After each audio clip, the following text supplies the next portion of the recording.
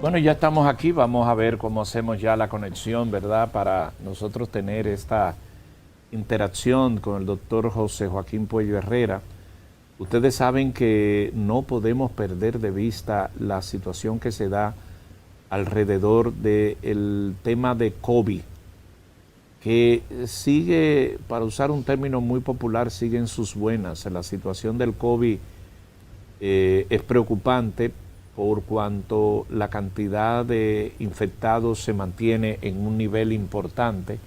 Entonces nosotros debemos mantener permanentemente el debido cuidado y sobre todo tener la pertinencia de saber de usar las mascarillas y no solamente de usarlas, sino de mantener el distanciamiento y todo lo que eso implique y tratar de evitar las aglomeraciones, pero sobre todo mantener el debido cuidado, porque esto es sumamente necesario en estos tiempos donde los números de infectados, los números de afectados de muerte sobrepasa cualquier cantidad que uno se pudo imaginar que estuviésemos viviendo este año 2020. Ya colmado de diferentes dificultades, sobre todo las dificultades económicas como consecuencia de esta pandemia que ha generado pérdidas de empleo, pérdidas de ingresos de los gobiernos y toda una serie de calamidades que hemos estado viviendo a lo largo de estos años. El país está tratando y lo hace de incrementar las pruebas PCR, pero en definitiva tenemos una serie de dificultades que tenemos que solventar. Vamos a ver si ya tenemos la oportunidad con don Burgos. Aquí está, sí, como no, el doctor Puello está con nosotros. Buenos días, doctor. Buenos días, Luis. Un saludo afectuoso, tanto para Joanna como para Geomar. Salud, doctor. Buenos días, doctor. Un gusto. Bueno, doctor, yo lo que quise decir de esta entrevista ya lo señalé en el comentario anterior y lo hice a mi costo, presentando, yo seré un fresco si me presento su hoja de vida, pero sí señalándole algunos, como yo he visto a lo largo de muchos años de su forma de trabajo, basado en las investigaciones y recibir una serie de documentos. Yo siempre le veo con unos libros rarísimos ahí, una revista científica, que usted anda para arriba y para abajo para eso, pero no ahora en COVID, sino de manera permanente. Hábleme de eso y caemos en la vacuna. ¿Qué ha pasado con la vacuna de Oxford, la vacuna de AstraZeneca? Adelante, doctor. Le dejo todo el espacio. Sí, bueno, muchas gracias, Luis. Aquí en el país parece ser que ya nosotros entramos en una fase interesante de el preludio de la inmunidad de rebaño. Fíjense ustedes que hemos caído de un 30 y tantos por ciento de positivos a 18%.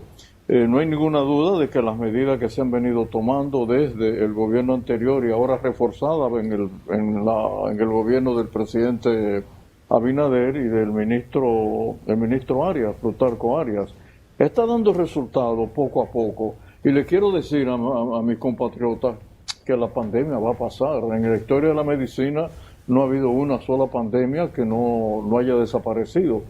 Por lo tanto, las noticias que aparentemente son muy negras, porque estamos frente a un caso sin precedentes en la historia médica de la humanidad. Fíjense ustedes que los virus anteriores, como el virus, por ejemplo, de la gripe, de la influenza, bueno, nos da en el periodo de invierno y luego desaparece y en el verano no sucede nada. Pero qué curioso que el coronavirus sigue atacando en el verano. Eso no había ocurrido en la historia de la medicina. Y es interesante lo que estoy diciendo porque significa que este virus tiene un comportamiento extraño. En segundo lugar, Luis, es que ya ahora sí sabemos muchas cosas que antes no sabíamos. Por ejemplo, ahora sabemos que la principal acción del virus es lo que se llama la vasculitis. Afectan las arterias de los órganos importantes de la economía humana, como el pulmón, como el hígado, como el riñón, como el cerebro, como el corazón. lo que hace de este virus un virus sumamente difícil de tratar. En tercer lugar, quiero decir esto también con mucha propiedad y hacer un paréntesis, Luis. Lo que estoy diciendo en este momento es las últimas noticias que llegaron aquí al país de los grandes investigadores, y que estuve hasta muy tarde de la noche tratando de condensar todo esto para informárselo a ustedes. En tercer lugar está el hecho de que se ha convertido lo de la vacuna, óyeme Luis, como si fuera una competencia olímpica. Ahora hablamos de que la carrera por la vacuna. Ahora estamos hablando que quiénes van a ser los finalistas. Bueno, no se trata realmente de una competencia deportiva. Esto es mucho más que eso. Entonces, en cuanto a las vacunas, al día de hoy, tenemos en investigación alrededor un poco más de 150 vacunas, porque todo el mundo se ha lanzado a hacer vacunas. ¿Cuántas van a llegar? No sabemos. Se supone que probablemente para el segundo trimestre del año que viene es probable que tengamos 27, 30 vacunas. Ahora bien, lo que nos interesa es el momento ahora. En el momento que estamos hablando hay 8 vacunas que, si ustedes quieren, le podemos llamar finalistas, como en los torneos de tenis. Pero de esas solamente 3 están en la fase final de lo que se llama fase 3, que es la fase donde ya se han inyectado un número importante de ciudadanos, que llega números más, números menos, son alrededor de 30.000 que se inyectan. Obviamente la vacuna de Oxford, que es la que yo conozco más en detalle, han sobrepasado con mucho los 30.000 infectados, pero hay 2 más que están siendo ya investigadas en su fase 3, que por Dios, que la gente entienda que eso no va a terminar, esa fase 3 no va a terminar ahora en el mes de septiembre. Es probable que se extienda, y voy a dar una fecha exacta, hasta el 23 de octubre, lo que quiere decir que será después que pase la fase 3 y se recoja la data, la información de los que fueron investigados, inyectados, una parte con la vacuna y otros con un agua, porque lo llama el placebo, que entonces tendremos a disposición del mundo, tendremos entonces las vacunas que sean más efectivas. Esas 2, Luis, son la de Pfizer y la Moderna, que se están haciendo en Estados Unidos. Y Rusia informó ayer que ya ellos aprobaron la vacuna rusa, y estamos esperando que nos den las primeras informaciones de qué ha pasado con esos pacientes. Doctor, una información, sí.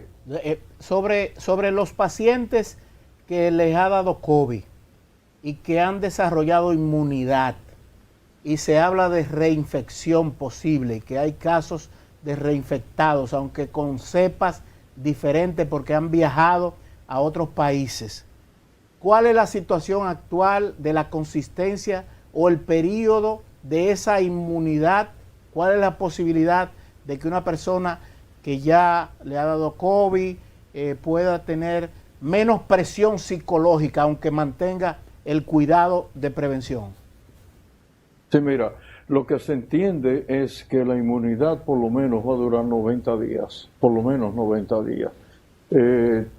Tú te preguntarás, ¿por qué lo sabemos? Lo sabemos por el otro COVID, el del año 2003, que los pacientes que hicieron el COVID del 2003, esos pacientes quedaron inmunizados. Sin embargo, muchos de ellos, un porcentaje bastante importante, quedó con los síntomas durante mucho tiempo, porque el corona definitivamente afecta los órganos del ser humano, e inclusive un número importante de estos pacientes quedan deprimidos y quedan con un síndrome que le hemos llamado ahora el síndrome del hambre del aire.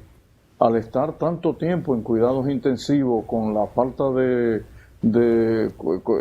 la respiración alterada, muchos de ellos continúan con estos síntomas y por eso tienen que ir a tratamiento psicológico. Ahora bien, lo que salió en la prensa que Luisín acaba de mencionar, para nosotros los médicos, el hecho de que se haya informado que la vacuna de Oxford apareció un paciente con lo que se llama una mielitis transversa.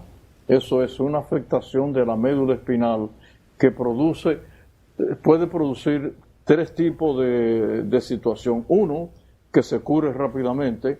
Dos, que quede un tiempo en tratamiento de fisioterapia para mejorar la fuerza de las piernas. Y tres, que algunos pacientes con la mielitis transversa, no necesariamente por el COVID, pueda quedar debidamente afectado. Bien, en julio de este año, la Universidad de Oxford, cuando ya tenía un número importante de vacunados, un paciente hizo mielitis transversa, no es el primer caso, y el paciente se recuperó y se determinó que no había sido por la vacuna. Entonces, quiero decir esto también con mucha propiedad. No es una noticia negativa lo que se ha encontrado, es al revés. Es una noticia que debe alegrar a la clase médica, porque eso significa que una universidad seria como Oxford va a detener que la vacuna sea producida masivamente hasta tanto se tenga la certeza de que no va a producir efectos secundarios. Porque hasta este momento que estamos hablando, los efectos que ellos habían reportado era dolor en el brazo, fiebre por un par de días y un poco de dolor de cabeza, hasta ahí. Ahora, un número importante de pacientes que son vacunados pueden tener efectos secundarios. Y yo les quiero recordar a ustedes que en el 1960, cuando salió la vacuna para el sarampión, murieron muchos niños. Porque las vacunas, bueno, iba a entrar en un tema médico, pero lo voy a decir bien, como se dice, bien claramente para que la gente lo entienda. La vacuna a veces puede producir el efecto contrario a lo que se busca.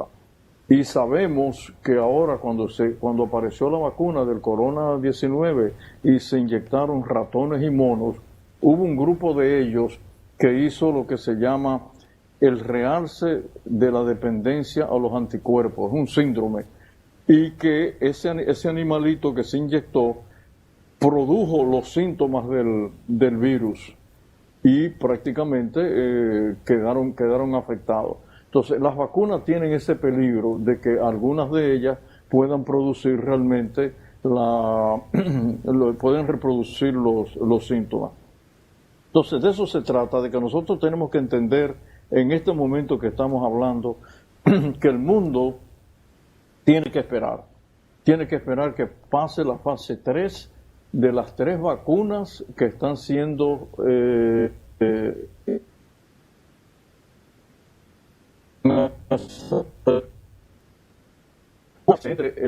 termina el mes de septiembre y comienza el mes de octubre.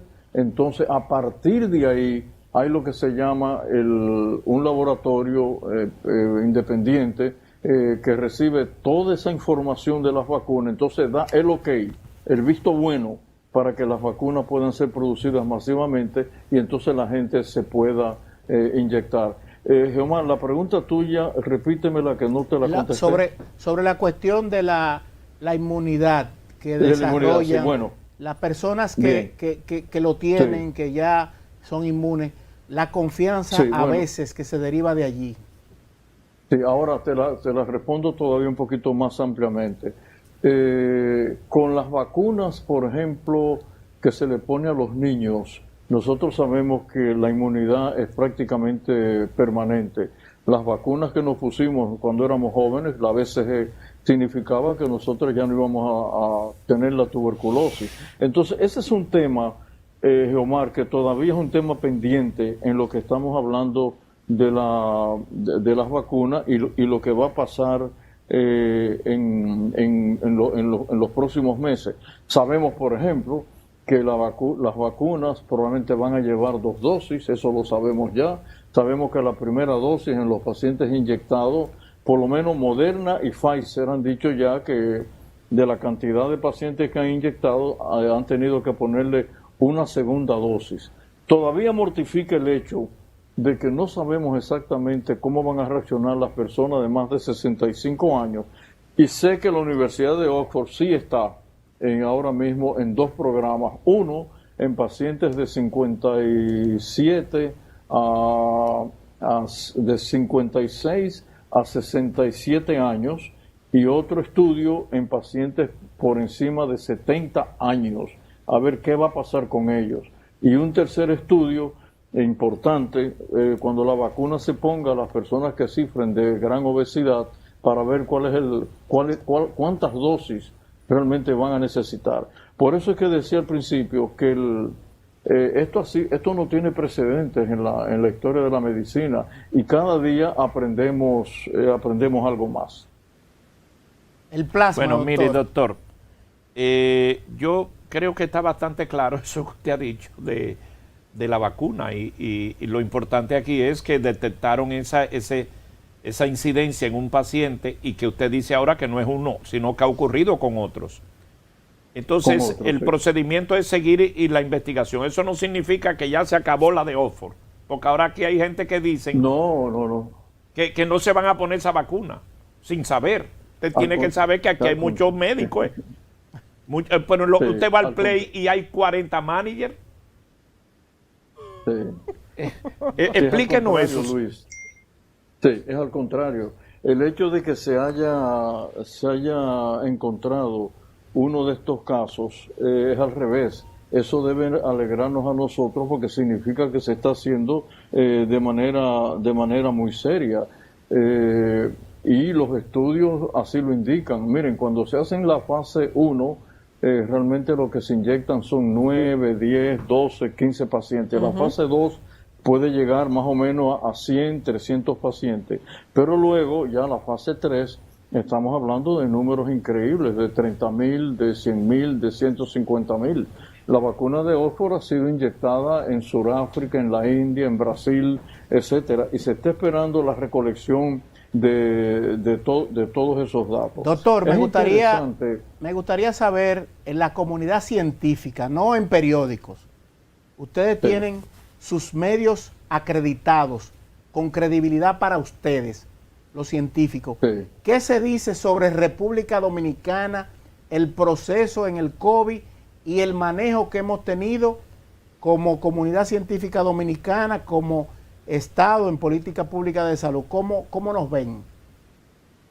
Bueno, recuerden que muy tempranamente en la pandemia, y eso ocasionó que alguien prácticamente me desmintiera, ¿no? A principios de marzo, cuando la Universidad de Washington, junto con 11 organizaciones importantes científicas del mundo, decían que si nosotros no poníamos las medidas restrictivas, pudiéramos tener para fin de año entre 5 y 6.000, 7.000 muertos. Bueno, las medidas restrictivas han demostrado fehacientemente que no vamos a llegar a esa cantidad de muertos. Obviamente que no, pero es porque las medidas se han aplicado. Que hubiésemos querido un cierre total, bueno, ahí tenía que haber un balance entre la salud y lo económico, que sí que no se contraponen, realmente no se contraponen. Debemos ir conjuntamente con la situación económica y la situación de salud. Ahora bien, ¿qué ha pasado en este intervalo de estos meses hasta el día de hoy? Que sabemos algo que no sabíamos. Al principio decíamos que por cada contagiado iba a haber aproximadamente 3 más. Bueno, ahora sabemos que no, que la prevalencia de la enfermedad es mayor que eso. En países, por ejemplo, importantes como Argentina, ha sido de un 54%. En otros países, un contagiado contagia 8, o 5, o 9, o 13. Bueno, este número de contagiados que tenemos aquí, que pasamos de 100.000, ustedes deben entender que debido a que la gente en muchos de nuestros barrios, en muchas de nuestras comunidades, no ha entendido exactamente la seriedad de la enfermedad, se han seguido contagiando, se quitan la mascarilla, toman tragos en las esquinas, juegan dominó, van a las iglesias, obviamente, van a reuniones de comunidades que tienen organizaciones, etcétera, que se reúnen, y eso ha permitido que el virus siga contagiando cada vez más personas. De hecho, tendríamos que multiplicar los 100.000 por un dígito, que yo todavía no sé cuánto es, pero puede ser por 4 o por 5. Ahora bien, si lo que estoy diciendo es verdad, pasa de especulación a hipótesis. Eso quiere decir entonces que nosotros estamos en una fase que el virus está encontrando menos gente a quien atacar. ¿Qué hemos notado en los hospitales, por lo menos en el hospital donde yo trabajo, en Secanot? ¿Qué hemos notado? Que se ha reducido notablemente la cantidad de pacientes graves.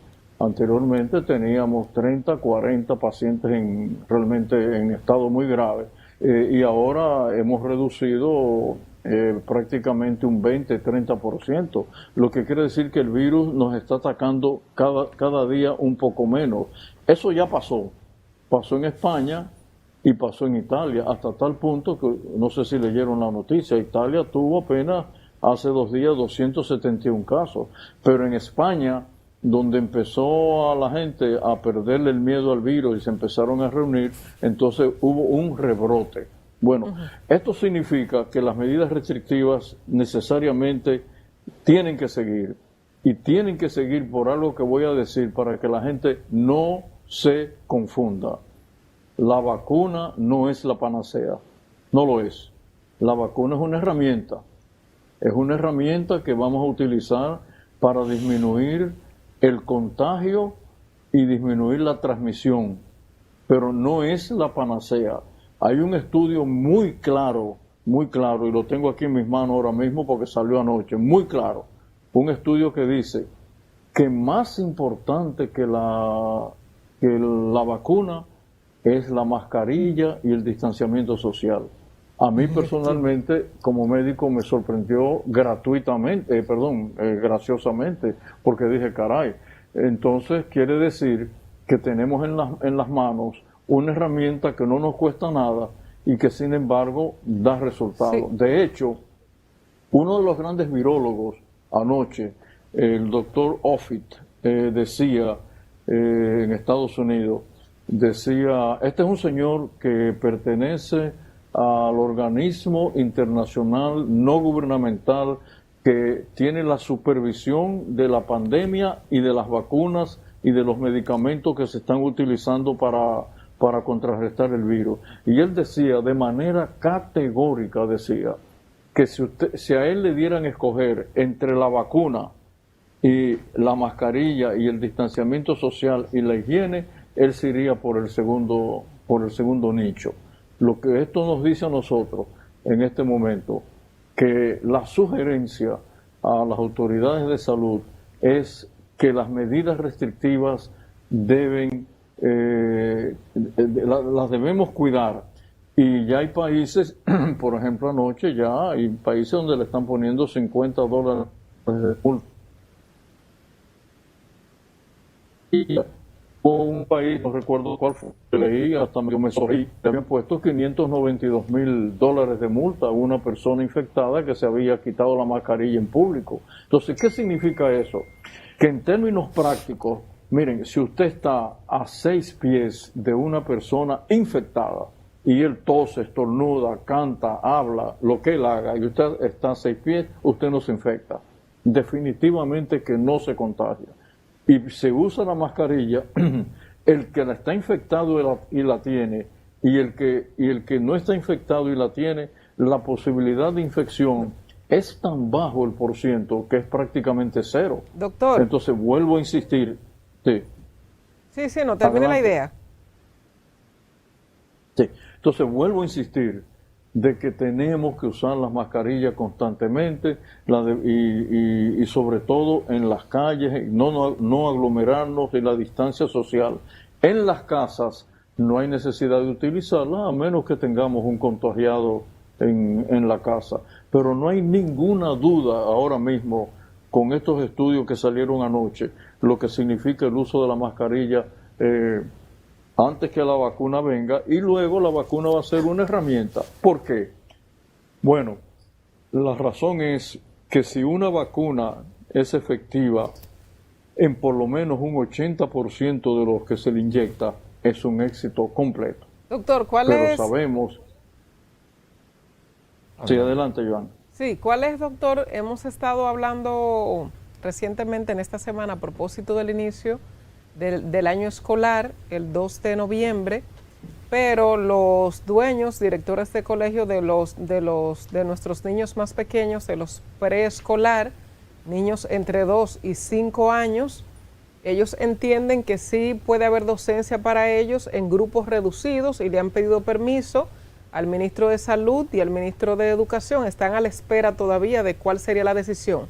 ¿Qué recomienda usted como médico? ¿Es posible eso, reunir a niños de 8, de 10 por grupo en un aula para la docencia, o usted entiende que eso no puede ser por el momento? Bueno, la experiencia no ha sido agradable, Johanna. Anoche, cuando leí los primeros reportes de las escuelas que lo han hecho, hay un porcentaje muy alto de maestros infectados y un porcentaje alto de niños contagiados. Lo que quiere decir que hay que ser muy prudentes con esta situación. Los niños definitivamente que se contagian, definitivamente esos niños pueden contagiarse en su casa con los padres, pero al revés, el niño puede contagiarse en la escuela y entonces ir a la casa y contagiar a los padres, a su abuelo y a los otros hermanos. Sí me sorprendió desagradablemente el número de maestros muertos en Estados Unidos en esta última semana, y en Dakota del Sur, en varios de los estados en Estados Unidos, definitivamente que detuvieron las clases. Noticias que son también interesantes, por ejemplo, el índice de infección en Nueva York está en 1%, lo que quiere decir que las medidas restrictivas sí funcionaron en Nueva York, y es un gran ejemplo, sobre todo en una urbe tan grande como Nueva York. Finalmente, la respuesta a tu pregunta es paciencia y mucha prudencia, porque también tenemos el tema de las clases vía virtualidad. No es lo mismo, los niños necesitan el contacto con su maestro, con sus compañeritos. De eso se trata. La vida humana no es una vida en la casa frente a una computadora. El comportamiento social juega un papel de suma importancia en el cerebro de los niños. Entonces tenemos que tener mucho cuidado. Y yo he dicho que si en algún momento la decisión es que nosotros esperemos un tiempo más, por lo menos hasta principios de año, sería una medida sumamente prudente, porque lo único que no se puede recuperar es la vida, es lo único. Entonces sería muy triste que murieran maestros o niños. Muchas gracias, doctor. Muy complacido, como siempre. Creo que usted ha servido una mesa informativa y de recomendaciones muy precisas, sin estridencia, muy científica, muy a lo doctor Puello Herrera. Y sobre todo esto, miren, usar la mascarilla, que es fácil, esto no es vacuna, y el distanciamiento. Creo que también lo ha aportado sobre lo que ha ocurrido con la vacuna en Oxford, que lejos de preocuparnos es alegrarnos porque se está evaluando. Gracias, doctor José Joaquín Puello Herrera. Como siempre, le mantenemos su contrato aquí con nosotros. Sí, honorífico. Exacto. Sí, eso es lo que vale. Bueno, nos despedimos hasta el próximo lunes. Llévense de lo que dice el doctor Puello, no de los nuevos médicos que somos todos los que estamos en los paneles de televisión. Hasta el lunes.